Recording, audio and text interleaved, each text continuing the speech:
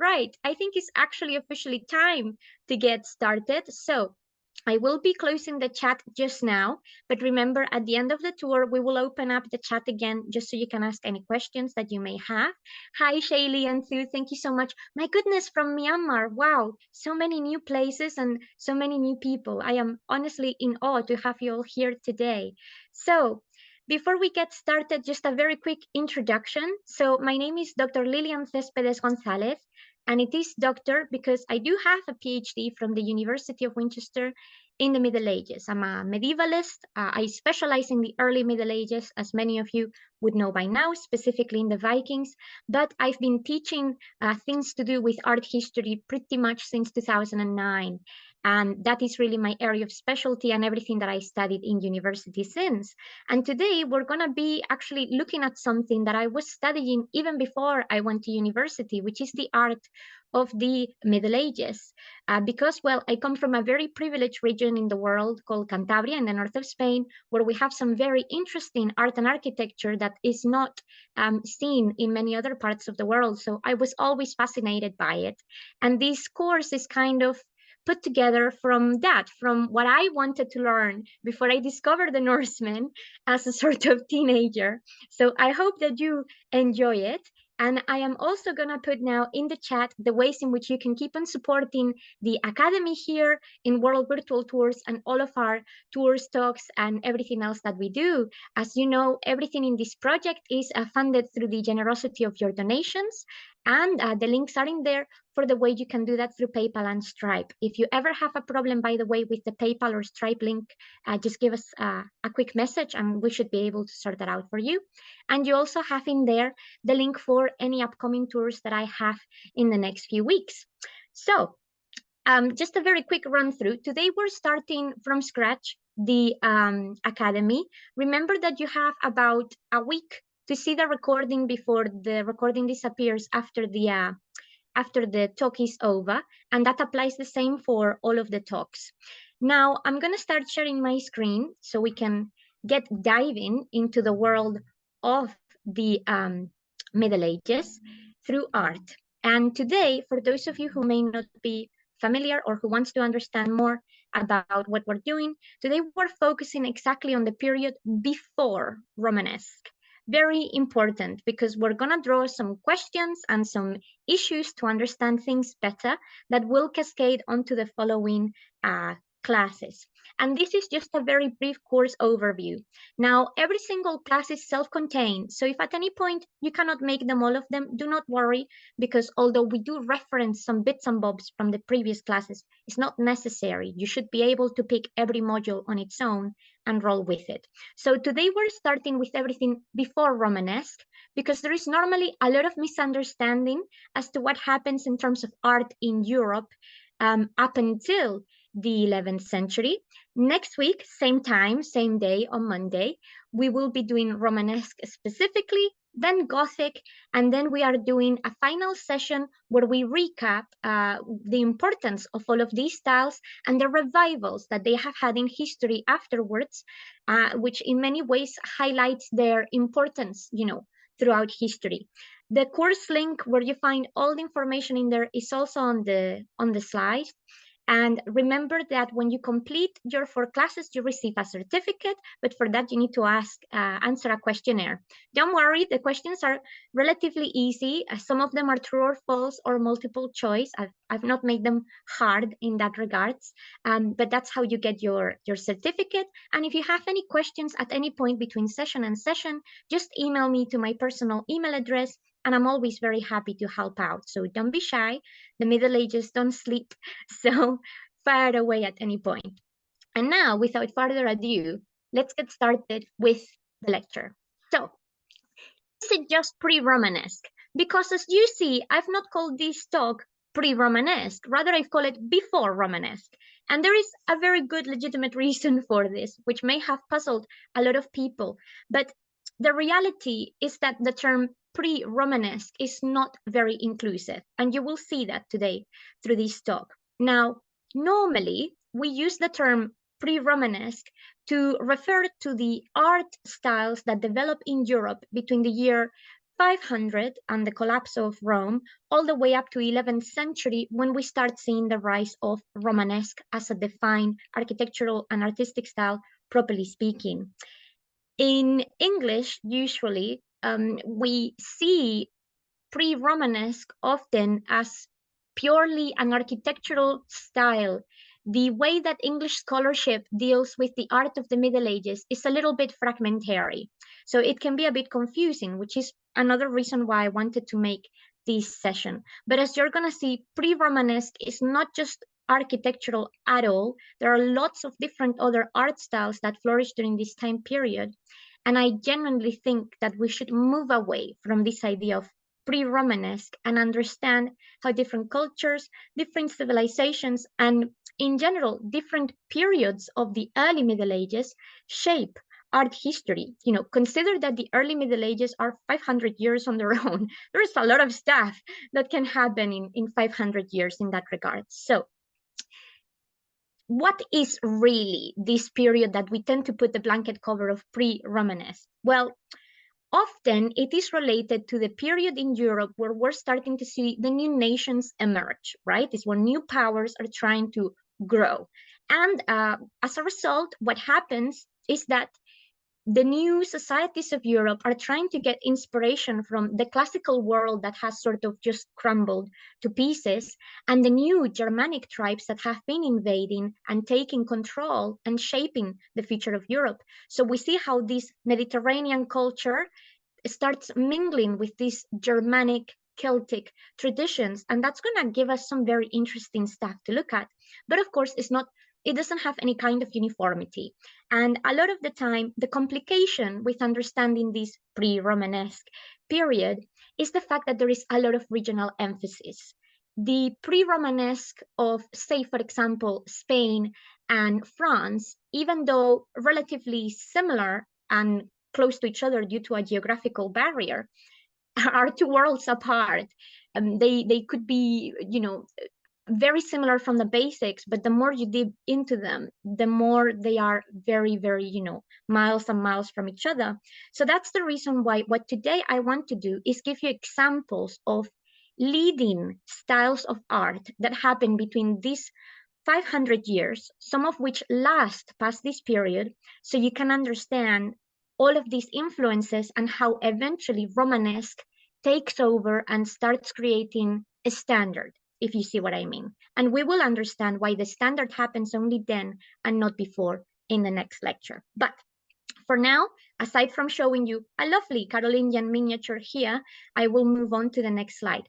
By the way, and for the purpose of being fair, I have not included a lot of Carolingian art and architecture in this program because next month, as some of you know, we start a whole section on just the Carolingians. So I'm saving that for May. Right.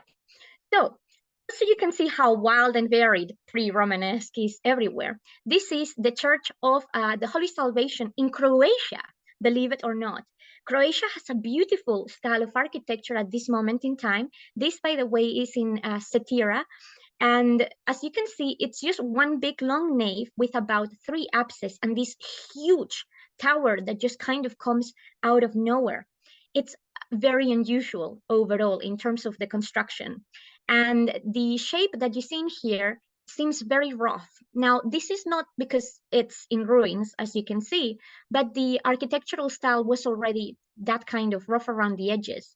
The way they did it was by essentially cutting the stone, but not polishing it up, and then covering it with a thick layer of mortar to keep it all together, giving it that sort of rustic, feel. And this is quite common in Croatia at the time, particularly throughout the 9th century. There are many other churches like this in the pre-Romanesque of Croatia, most of which were actually royal sanctuaries. And we know that a lot of the inspiration and tradition that Croatia at this moment in time is mostly drawing from still the classical world and still from ancient Rome. Consider that Croatia is actually going to have very strong ties to Italy and to the Eastern Roman Empire, which is Byzantium. And so that classical inheritance is always going to be dominating. Well, from one side of the Mediterranean to the other, here we have An example from Spain, this is the gorgeous Santa Maria del Naranco in the region of Asturias, just about a couple of kilometers outside of Oviedo. And this is, once again, a very peculiar building, as you see. It's, by the way, considered a very important heritage site in Spain, not just because it's in a very good state of preservation, but because of the features that it has that are so unique in that regard. This building actually originated as a royal palace for Ramiro I of Asturias. What happened is that then in the year 848, it's going to be consecrated also as a church. So we see a bit of a weird shift into how a royal building, then it's going to acquire this extra religious function. And what we see now mostly is the remains of the building as that big chapel, essentially. But as you can see, it has a very strange opening. It does share some resemblance to the church we've seen previously in that very long and sort of narrow kind of outline, and building once again with stone. These areas are going to be nearby mountainous regions. So at the end of the day, the locals are just going to use whatever they have nearby to make do, if you see what I mean. But very unique, very peculiar. And the reason why, as you can see, we cannot really centralize this idea of pre-Romanesque under one umbrella term. So now that I've shaken up your world a little bit in terms of terminology, let me introduce you to an art style that dominates the Middle Ages that has nothing to do with pre-Romanesque, with Gothic, nothing. A whole bag of its own kind. Of course, I'm talking about Byzantine art. After having been to Greece and starting this talk, I could not mention Byzantine art, because Byzantine art is going to be influential throughout the whole of the Middle Ages, from the very beginning up until the very end. And that is because what you need to remember is that Byzantium was already operating as a cultural and social identity way before the Middle Ages. We call it the Eastern Roman Empire for a reason. So of course, a lot of the tradition is already going to be inherited from classical Rome. Now, during our time period, during the Middle Ages specifically, there is 6 main ages that shape Byzantine art. There is still going to be mostly continuity, but we're going to have some ups and downs, and those are the 6 main periods. But before I delve into each period specifically with one piece of art per period to kind of highlight the big important things, let me give you some general data about Byzantine art as an overall package. Now, other than the classical influence, we do know that for whatever reason, in the Eastern Roman Empire, the classic iconography gets adapted into a more symbolic medium. So often, and whether rightfully or wrongfully so, that's entirely for you to decide, we say that there is a degree of abstract sense of aesthetics in Byzantine art, which is the reason why perhaps the icons have a much more formulaic way of presenting imagery rather than, I don't know, a Roman statue, for example. Well, other than that, we know that art in Byzantium is mostly religious for the sake of promoting Christianity, which is going to be core belief of the empire, and imperial. The royal household is always going to be pushing their political agenda through this medium. And that's not something exclusive to Byzantium. We see that in many other parts of Europe, but well, Byzantium is essentially carrying in many ways the legacy of Rome and Europe. So it has to have higher standards in that regards. Well, at this moment in time, there are going to be some key products that are going to control the whole time period. We're of course going to be seeing lots of mosaics throughout this whole 1,000 years and before. We're going to see lots of icons, and beside those 2 things that we normally associate with Byzantine art, we also see a lot of churches, which is where the tradition of Orthodox churches is really going to grow from, and illuminated manuscripts. There are many others, and I've put a few examples here, like some silver carvings and some ivory carvings, but those are the 4 main pillars of what this general, art style develops for. And now that you understand a bit better, let's dig into each of those periods to see the evolution and the continuity. So, in the first period, which is the age of Justinian, the 6th century, it is a moment where, well, the main building, of course, is Hagia Sophia, is when it starts being built. And since Hagia Sophia is going to be such a huge icon, not just of, religious worship, but, well, exuberance in terms of decorations and structure, it's kind of going to become the modelic church for everything else that is done within Constantinople and outside. This moment in time is going to be um, super important for Byzantine arts and the empire, because the Emperor Justinian is going to promote a huge program of renovation of the imperial household and power for the sake of holding on to the remains of the Roman Empire. So that's the reason why art has to be so prolific and so, making a big statement. Now, if we move to the following century, we encounter a crisis. In the 7th century, Byzantium is going to have some problems.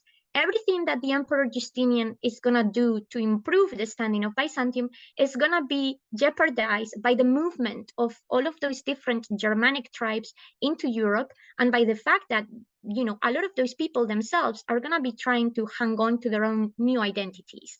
Byzantium is trying to reconquer parts of Italy, parts of Spain, somewhere in the Balkans, and it's not all going entirely according to plan. And as a result, we also see a little bit of a crisis in culture. I'm sure you can see the mosaic here, although still incredibly beautiful, perhaps doesn't come across as refined as some other items of Byzantine art that you may have seen before. Well, that is because we have a lot of debates from the point of view of culture and philosophy about the virtue of art. What's the point of it? Why do we do it the way we do it? And, well, as a result, that's why we see different artistic movements that don't quite necessarily lead anywhere. And that is what takes us to the third age of Byzantine art, which is, of course, iconoclasm. Now, after this big debate of, is art good or bad, or how do we do it, in the sort of middle half of the 8th century, there is a new imperial policy installed by the Emperor Constantine V through the Council of Hieria. And as of 754, they decide that icons are forbidden. And part of the reason for that is because throughout the 7th century, we've seen the misuse or misinterpretation of icons almost as idols. And therefore, it's perceived that art in some ways is devirtuating religious worship.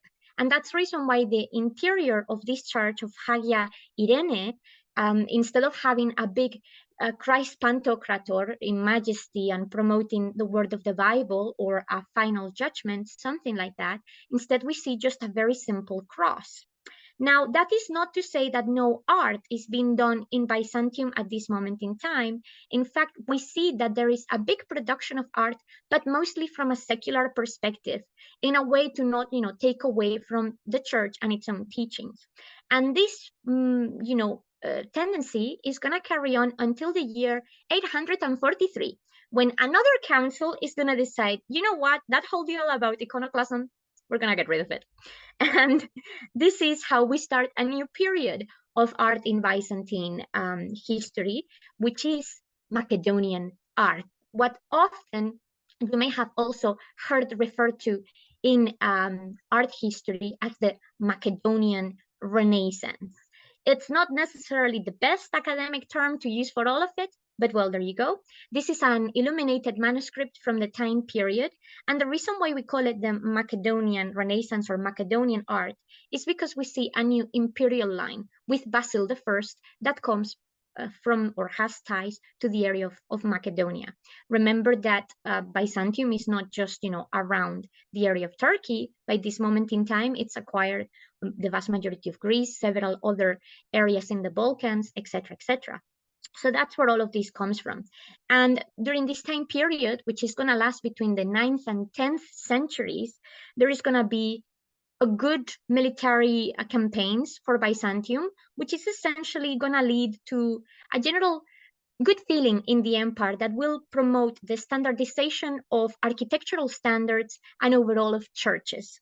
So we see how this is good for the arts, and that also comes through in the shape of the revival of Greek mythology, in many mosaics, and in many icons as well. Well, the reason why I chose this is because I wanted you to see that there is life in Byzantium beyond, icons and mosaics, and this illuminated manuscript is really quite wonderful in that regard.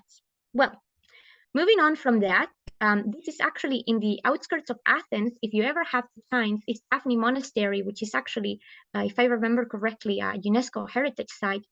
And I mean, the artworks, the mosaics that we have in Daphne tell you everything that you need to know about the Comenian age. Again, we have a new turnover of dynasty in 1081. Alexios I Komnenos becomes the emperor. And with the Comenians, we're going to see once again stability in the empire. Whenever there is a stability in Byzantium, the arts flourish.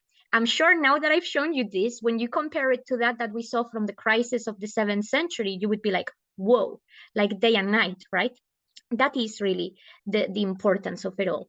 Now, Alexius I is going to be super crucial into promoting a different style of art. He's going to already start pushing for high development of emotions into any artistic depiction and to humanism, which is something that we often associate with the Renaissance, but as you can see in their own style, Byzantium was already doing about 500 years prior, which is remarkable if you think about it.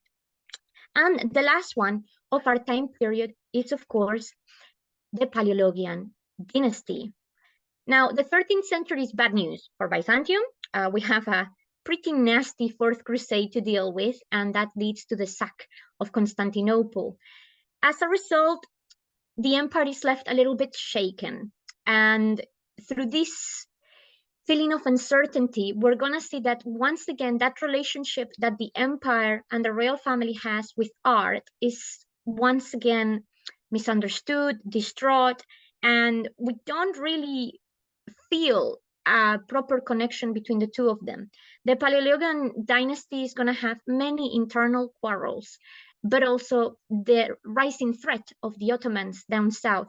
So although the arts carry on, as you see, particularly in the shape of mosaics and icons, we don't see the same standard of innovation coming through. Now, icons get pretty much, nailed to a T in the format that we will see moving on from this period onwards as a stance. And in fact, what you see here in front of us, which is the Annunciation in Ohrid, which is in North Macedonia currently, is considered one of the most famous, most perfect in that regards icons that we can find in Byzantine art. But again, it does not come from Constantinople. It often comes from some of those other parts of the empire that we sometimes don't perceive to be Byzantium, but very much are. Well, now that you've seen the huge development and yet pretty continuity that Byzantium has, understand that all of this is happening way beyond the context of pre-Romanesque or before Romanesque. Byzantium, like I said, is going to follow its own traditions. Romanesque and Gothic won't necessarily apply. And in fact, Byzantine art will pretty much carry the same way that we see it here until the 17th century. So there is a lot of scope for early medieval art in these regards. Well, let's move on to somewhere else in Europe. Let's talk about the art of the migration period. And as I am shifting to another geographical location, I'm also going to take the time to put in the chat now the links to the ways you can keep on supporting the Academy here through World Virtual Tours. You have the links in there for the donations to PayPal and Stripe, and also the upcoming tours and talks that I'm doing for this month. Well, let's rewind the clock back to the migration period in Europe. What do I mean by the migration period? Normally, we refer to the migration period at around the 5th and 6th century, but actually, migration period art has its own category. We tend to say that migration period art goes from the year 300, which is technically before the Middle Ages, up until the year 900. And that is because, well, the majority of migration period art is related to Germanic peoples and how they distribute themselves around Europe. And if you recall, they're a friend of ours, which we've learned quite a lot about them in the last few weeks, the Northmen, the Vikings, that will not really settle in the same way many other societies in Europe. So their art style will continue a lot later than for many others. Now, there are two main styles that dominate the migration period art, and that I've sort of separated with the two images you have in here. On the left, we have one of the best examples of what we call polychrome art, and on the right, likewise, for the style that we call animal style. I'm sure the latter seems a bit more, obvious to guess what it's all about, but we'll start with polychrome first. Now, polychrome art originates actually with the Goths that arise around the area of the Black Sea. And as they move towards the rest of Europe, they will take that with them. Polychrome art receives this name from the idea that originally this artwork is done in precious metals, normally gold, and then it's given extra color with precious gemstones and even pearls. And as a result, it creates a very striking imagery, right? Very beautiful. Well, the example that you have here is one of the greatest treasures that we have in Spain from the early Middle Ages. It actually comes from a hoard that we call El Tesoro de Guarrazar, nearby Toledo. And this is the votive crown of Rhys's. Now, a votive crown was not supposed to be worn. These were essentially designed to be an offering to the church. In the hoard itself, we found another 26 gold pieces like this, which is why it's so important for us. And you can see the degree of detail that goes into it. In fact, if you're paying close attention in the dangly bit, you can even see letters that have been written out to write the fact that Rhys's offered this crown. That's actually what the inscription says in there. So that is what the polychrome style represents. And we see this, like I said, mostly in those Goth societies. Not to be mistaken with Gothic. They are their own thing. Well, moving on to the animal style. The animal style of art in the migration period is mostly developed in Northern Europe. And with Northern Europe, I really mean the north chunk of Europe, including the Netherlands, lower countries, certain areas of France, the northern sides of Germany, particularly the area of Saxony, and of course, Scandinavia, as well as the Baltic. Well, the majority of the animal art that we see in this time period dates between the year 400 and 900. And essentially, it's just zoomorphic depictions of animals, but they change as they move on. There are two different styles of animal. We've categorized them as to 1, 2, and then 3. Not very, original in that sense, but at least easy to follow. The first animal style mostly comes from, well, essentially the northwest of Europe, and it is an art style that is done by chipping away silver and bronze to create animal pieces, often disconnected from each other. As time goes on, we see that it refines, and that's where we get style number 2, which mostly develops in the 6th and 7th century. And that is the moment in time where we see full bodies of animals, whole beasts, properly being carved out, often in metalwork, not only, but often in metalwork, and then at the bottom, interlacing in patterns with whatever else may be.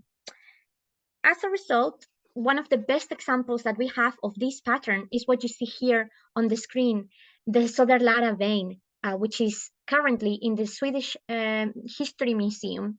And it's one of the greatest treasures of the Viking Age because all of this is done in bronze. The little animal that you see at the top is part of the thing, but when it arrived to the museum, it was actually detached from the vein. It had to be redone as a part of a conservation project. And what you see in here is all from 1050, so a big jump in time in that regards.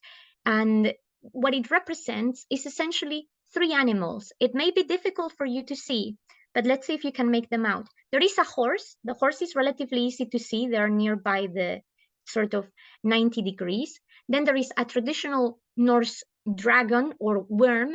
And then there is a third animal, which, We're not entirely sure what it is.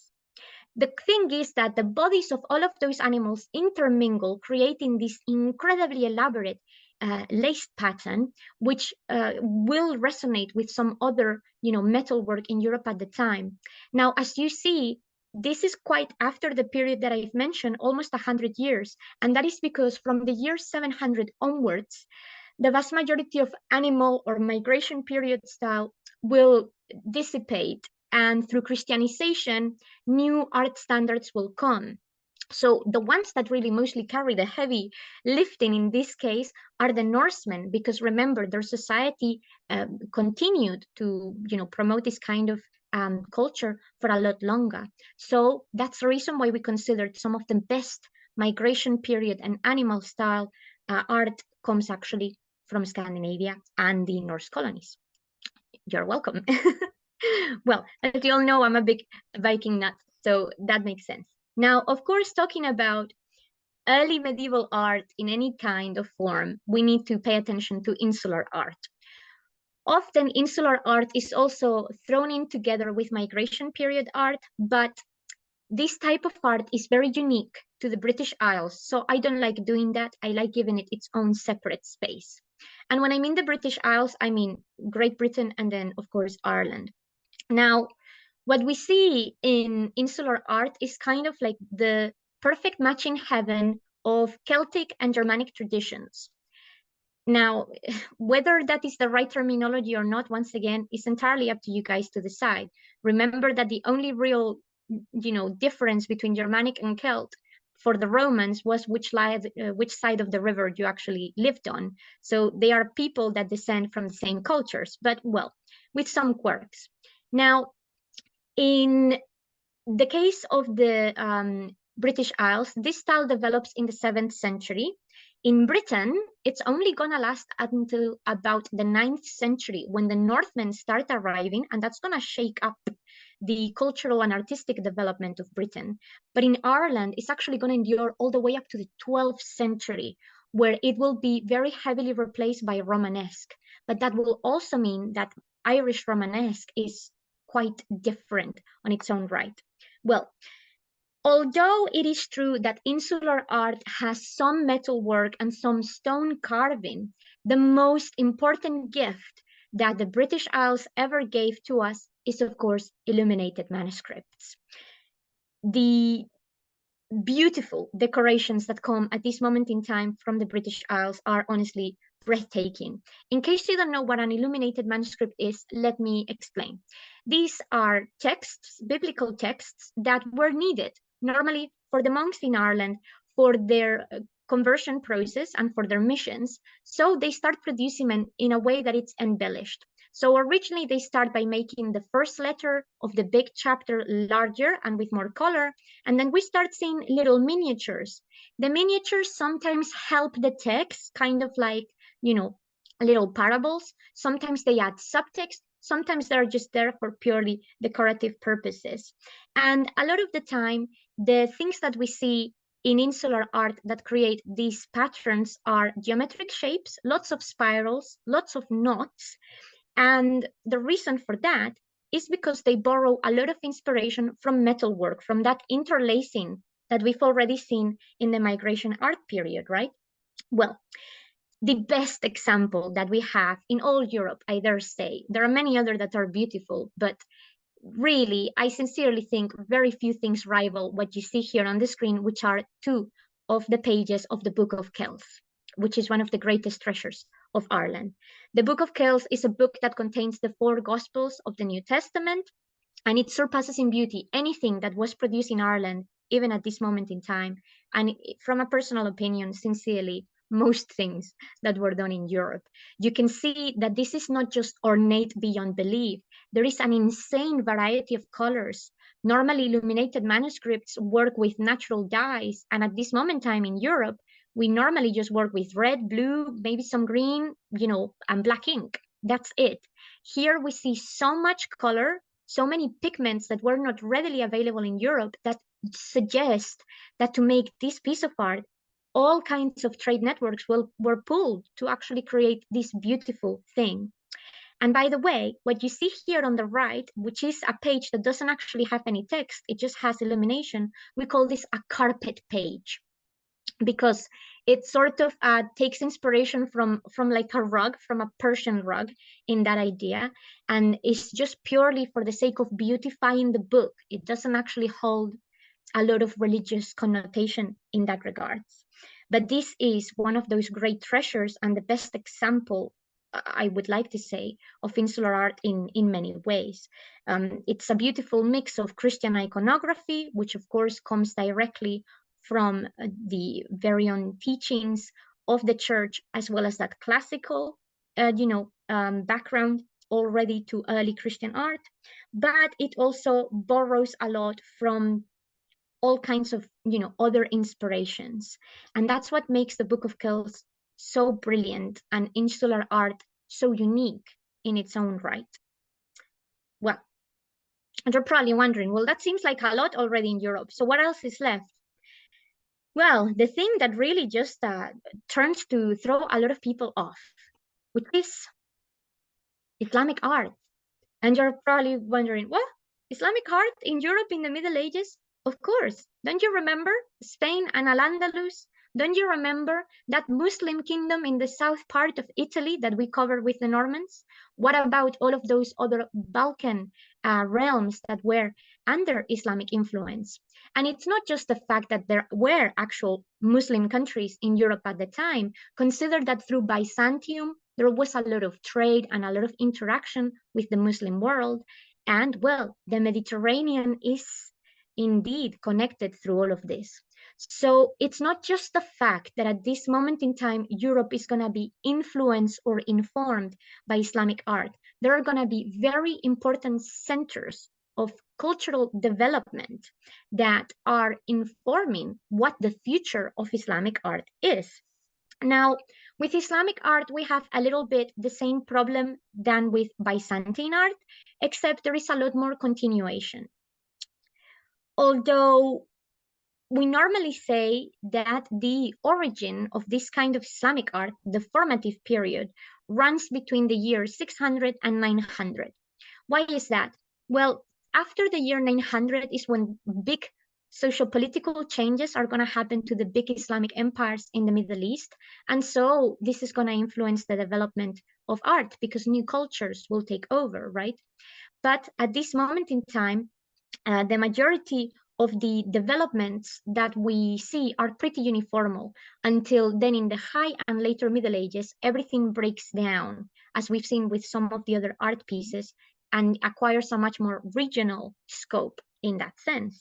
Well, overall, before I get into each individual things that you're seeing on the screen, overall, in Islamic art, we see, again, certain tendencies that, are like a wide set of parameters we can use for most things. We see, once again, a heavy use of mosaics, part of which has been inherited by them through Byzantium and through engaging with cultures that had great Roman inheritance, such as Italy and Spain, of course.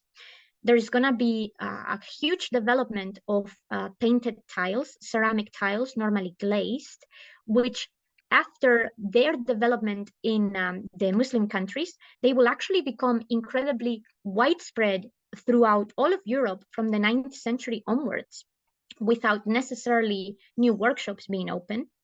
And in terms of what the general style is of Islamic art, we tend to say that it's simple and elegant, yet very effective.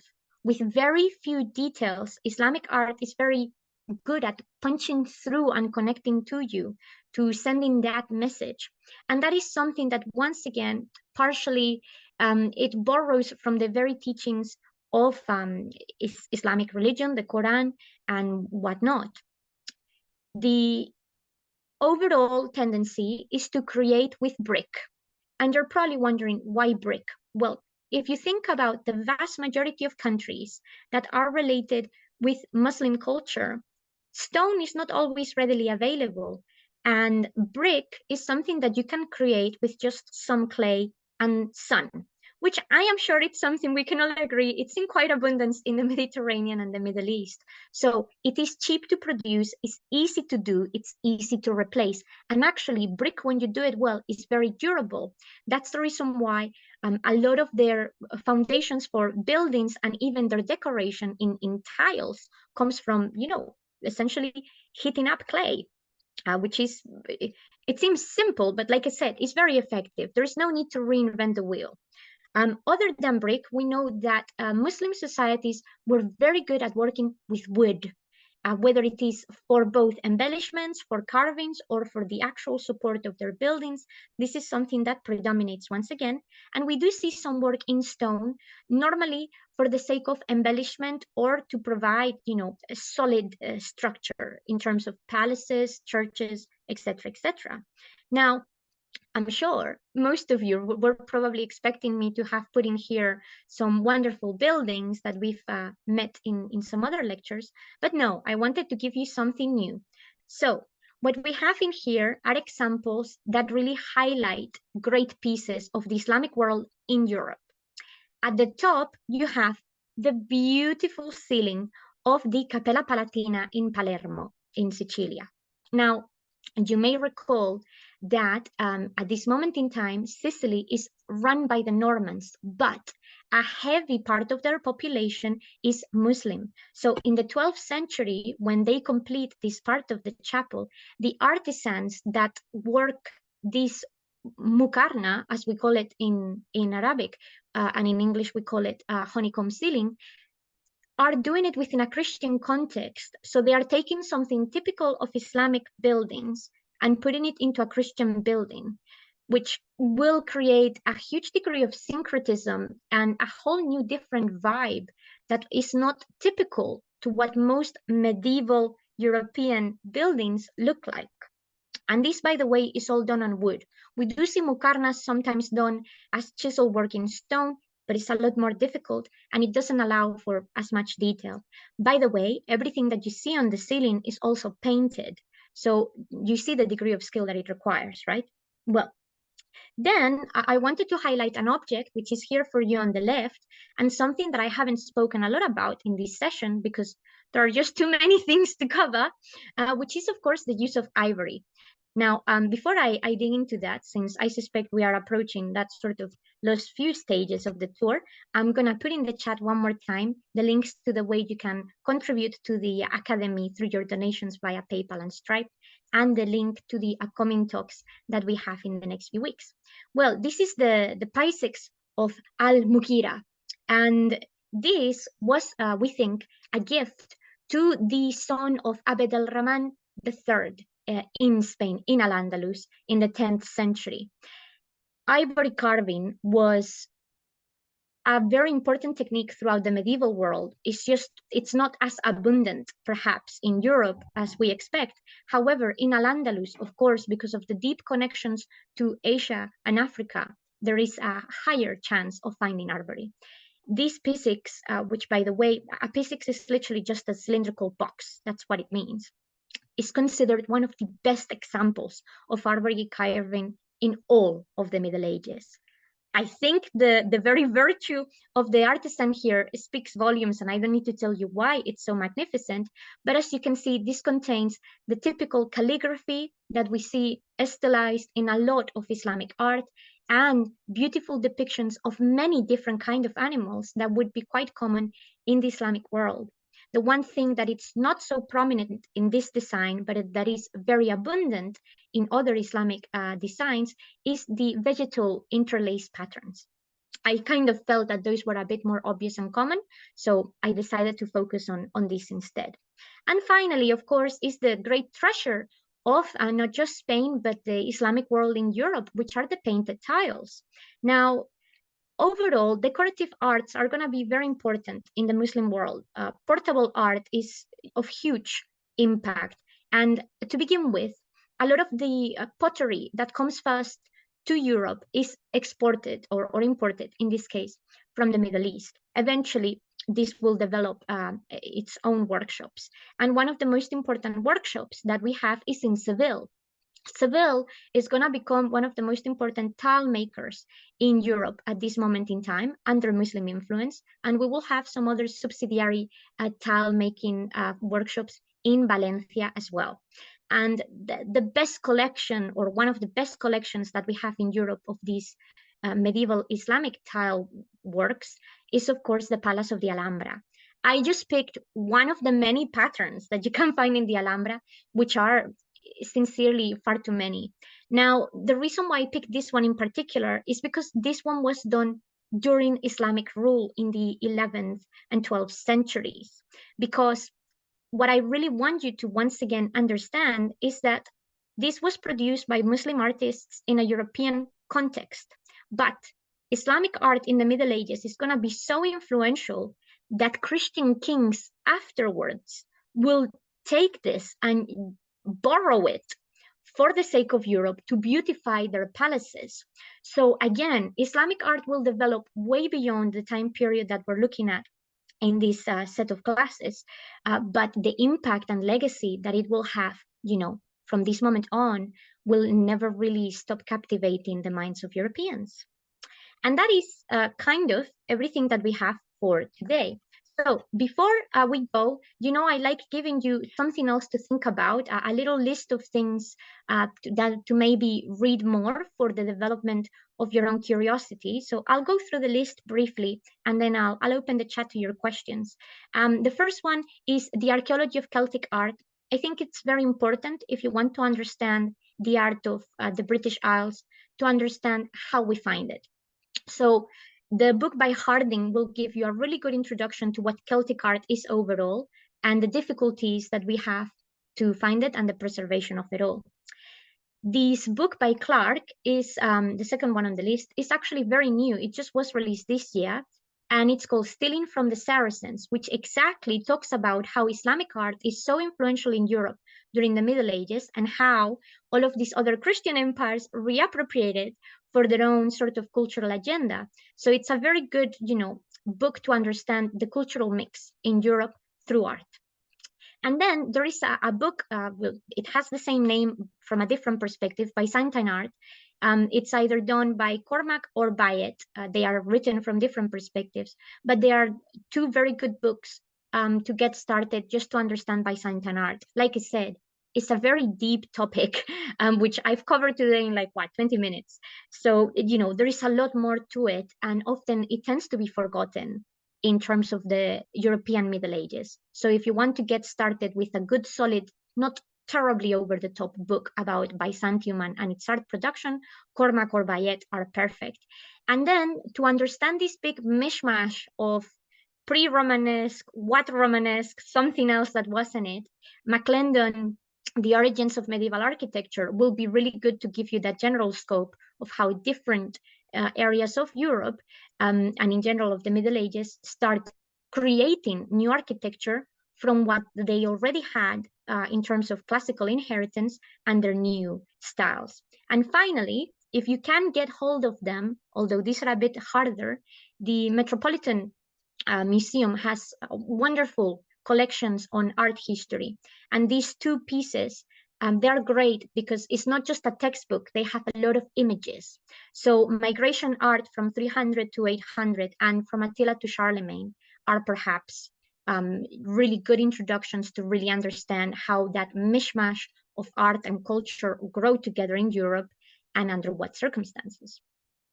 And that is pretty much all I have to say right now. So I'm going to open the chat so you guys can ask me any questions that you may have. While I do that, I'm also going to grab a quick drink because I'm a little parched. So please open, please fire away. And let me see what you think.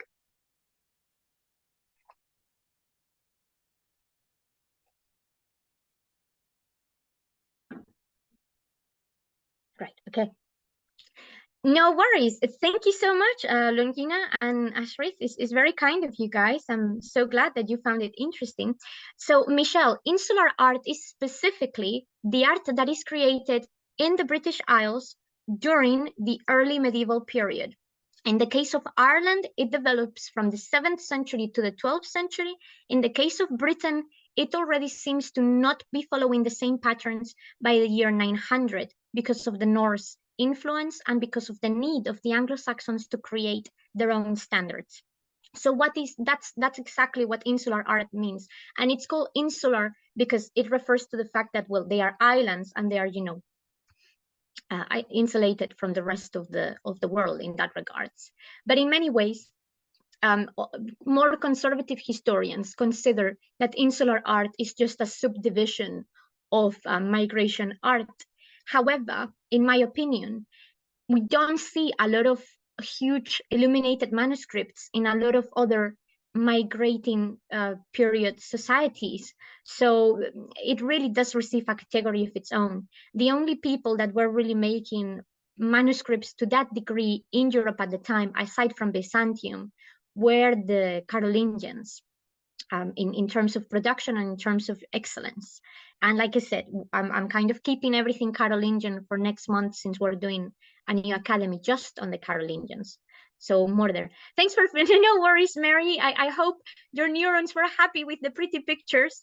It's the good thing I find, at least with these things, that there is so much information, but also hopefully the images help understanding, what's happening. I can probably talk forever, but if you see it, then it acquires a new depth and a new meaning, right? No, thank you so much, guys. You're very kind. I'm very, very happy to see this. And Polly, I'm glad that you saw the little sort of humans in there, right? It's a very interesting piece, the pixies, in that sense. And that's the reason why, I decided I'm not going to put another piece of pottery here. Not that Islamic pottery is beautiful, but the pixies is just so wonderful. And it's one of the treasures that comes from the Al-Andalus capital of Medina, Azara, which is a place that is very important in Spanish history. So again, I thought it would also make sense, considering a lot of the other classes that we've done and tours, to put some things in context. Thank you so much, guys. No worries. I'm very, very pleased that you've enjoyed this in that regards. Right, I see there is a Ines. Thank you so much. It looks like that perspective was already used in the in the Annunciation. Yes. So this is what we start seeing.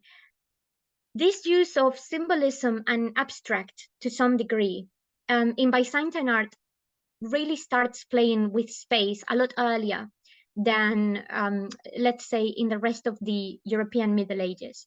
And we think part of that is that big oomph that happens, 100 years prior during during Macedonian and during the Comenian period of trying to inject art with that sense of humanism and emotion.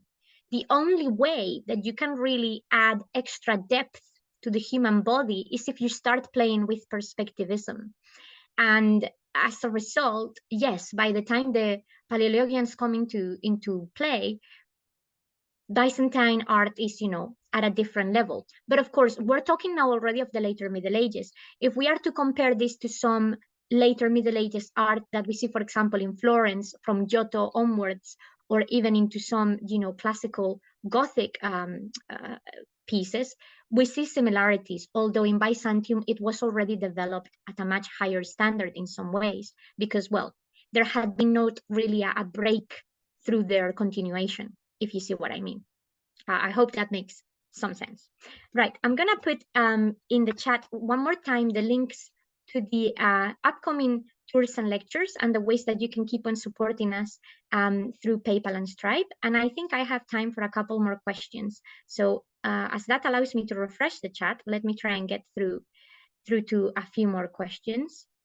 And oh, Longina, you're gonna see the book of, I'm so jealous. You're gonna see, yes, it's a virtual experience, and I think you're gonna love it. Really let me know how it goes. And thank you so much, guys, everybody, for the lovely comments. It's lovely to see that you've learned so many new things. And well, I hope you understand why I wanted to build this lecture this way. It was very easy for me to just go and give you, 400 different churches during this time period, and you wouldn't have gained anything, because that's the box that we have sort of the Middle Ages before Romanesque, or that we often even associate with Romanesque, just churches, churches, or churches. And actually, the world of art is much more diverse than that. So hopefully, it's helped you appreciate those other bits and pieces a lot. A lot. But can I say a pieces of Pringles?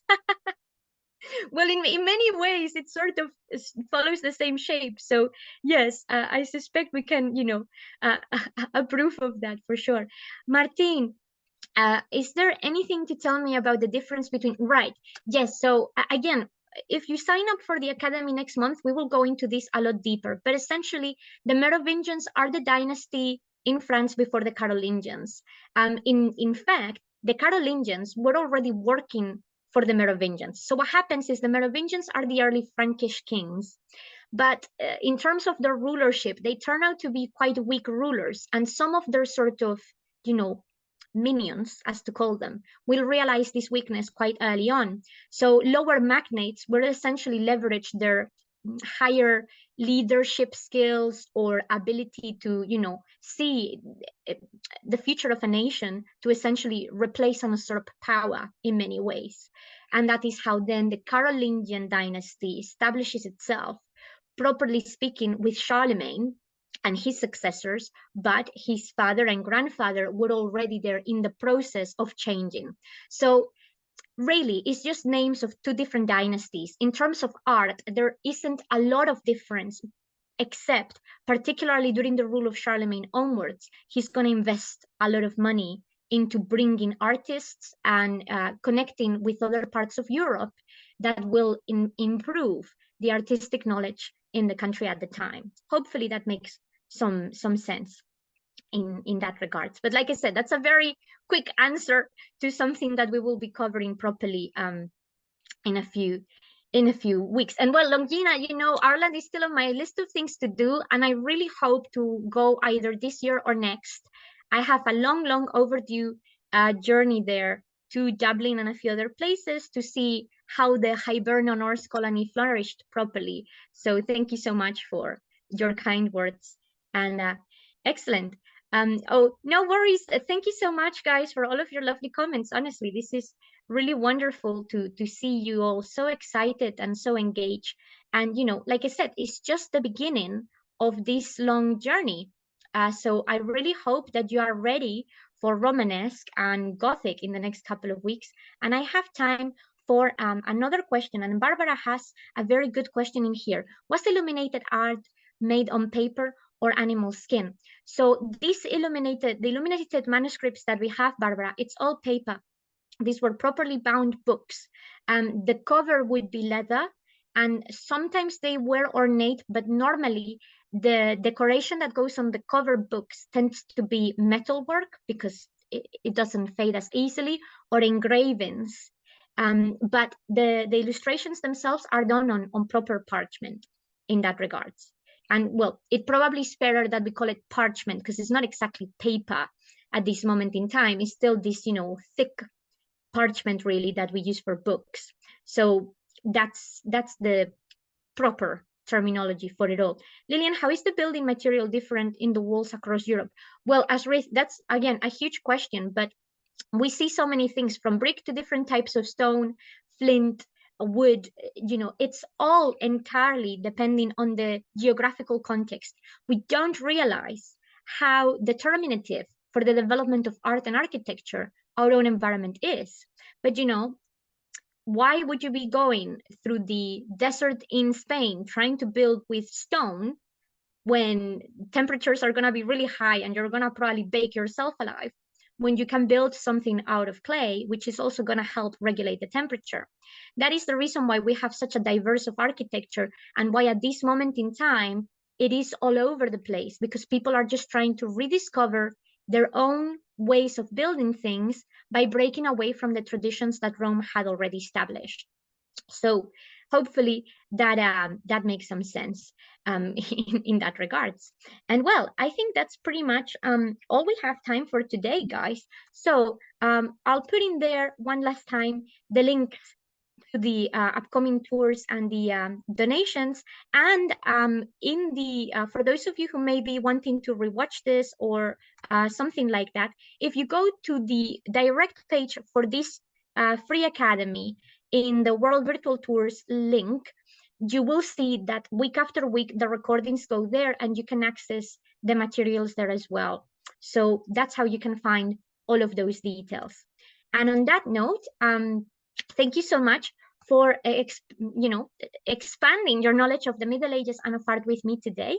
Next week, more with Romanesque. And in the meantime, I hope that you have a really lovely rest of your week. Take care of yourselves and happy April. I hope no one has suffered too awful April Fool's jokes and that you have a lovely rest of your week. See you later. Bye bye.